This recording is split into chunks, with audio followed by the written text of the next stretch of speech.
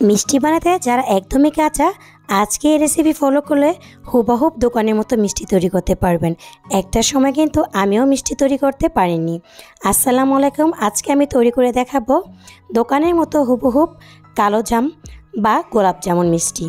প্রথমে আমি নিয়ে নিলাম 1 কাপ পরিমাণ ফুল ক্রিম গুঁড়ো দুধ, তাতে দিয়ে দিলাম 1 টেবিল চামচ পরিমাণ চিনি, এখন দিয়ে দিচ্ছি 1/2 কাপ পরিমাণ ময়দা, তারপর দিয়ে দিলাম 1/2 টেবিল চামচের একটু কম বেকিং সোডা, আর এখন দিয়ে দিচ্ছি সামান্য পরিমাণ ঘি। আর ঘি দিয়ে একটা ডিম আমি ফাটিয়ে রেখেছিলাম, ওই ডিমটা দিয়ে সবগুলো উপকরণ হাতের সাহায্যে মাখিয়ে নিচ্ছি। ডিমটা কিন্তু একেবারে দেওয়া যাবে না, অল্প অল্প করে দিব আর একটু একটু করে মিক্স করব। কেননা একেবারে যদি ডিমটা দিয়ে দেওয়া হয় তাহলে কিন্তু ব্যাটারটা আমাদের পাতলা হয়ে যেতে পারে, তার জন্য অল্প অল্প করে দিব এবং অল্প অল্প করে মিশ্রণটা তৈরি করে নেব। আর এই রেসিপিটা ফলো করলে যারা পারেন না তারা কিন্তু একদম পারফেক্ট মিষ্টি তৈরি করতে পারবেন। এই তো হাতে আমার লেগে লেগে আসছে। এরকম অবস্থায় মিষ্টি ডোটাকে আমি 10 মিনিটের মতো রেস্টে রেখে দিব ঢেকে। চলে এলাম 10 মিনিট পর, আর হাতের মধ্যে কিন্তু একটু ঘি মাখিয়ে নিয়েছি। ছোট ছোট করে মিষ্টির আকারে বানিয়ে নিচ্ছি। একদম ছোট আকারে বানাতে হবে, কেননা এগুলো কিন্তু ফুলে ডাবল হয়ে যাবে, তার জন্য একটু ছোট করেই বানাতে হবে। চুলায় আগে থেকে আমি একটা কড়াই বসিয়ে রেখেছিলাম, তাতে আমি অল্প পরিমাণ তেল দিয়ে রেখেছি। তেলটা যখন একদম আঙ্গুল সহ্য হয়, ওর পর্যায়ে চলে এসেছে, এখন আমি মিষ্টিগুলোকে দিয়ে দিচ্ছি। ভিডিওটা দেখে কিন্তু নিশ্চয়ই বুঝতে পেরেছেন আগুনের তাপটা ঠিক কতটা আছে। একদমই লো আছে, মিষ্টিগুলোকে উল্টে পাল্টে ভেজে নেব।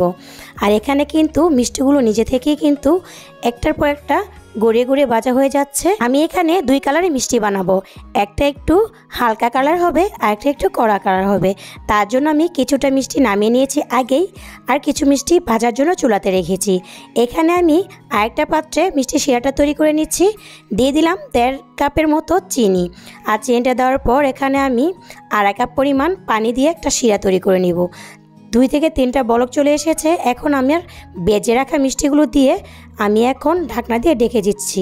আর হ্যাঁ, এখানে আমি 3টা এলাচের মুখ ফাটিয়ে দিয়ে দিয়েছি শুধুমাত্রই গ্রানের জন্য।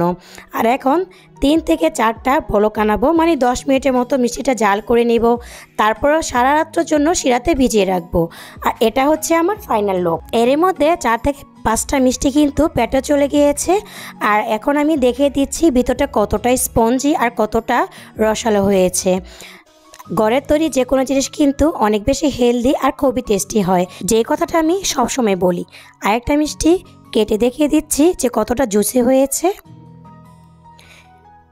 এই মিষ্টি রেসিপি ফলো করে ছোট বাচ্চা থেকে বড় সবাই কিন্তু অনায়াসে এরকম গোলাপ জামুন বানাতে পারবেন এবং ফ্যামিলি সবাইকে খাওয়াতে পারবেন। তো আজকের রেসিপি কেমন লেগেছে ছোট্ট একটি কমেন্ট করে জানাতে ভুলবেন না। ভালো থাকবেন সবাই, সুস্থ থাকবেন। আল্লাহ হাফেজ, আসসালামু আলাইকুম।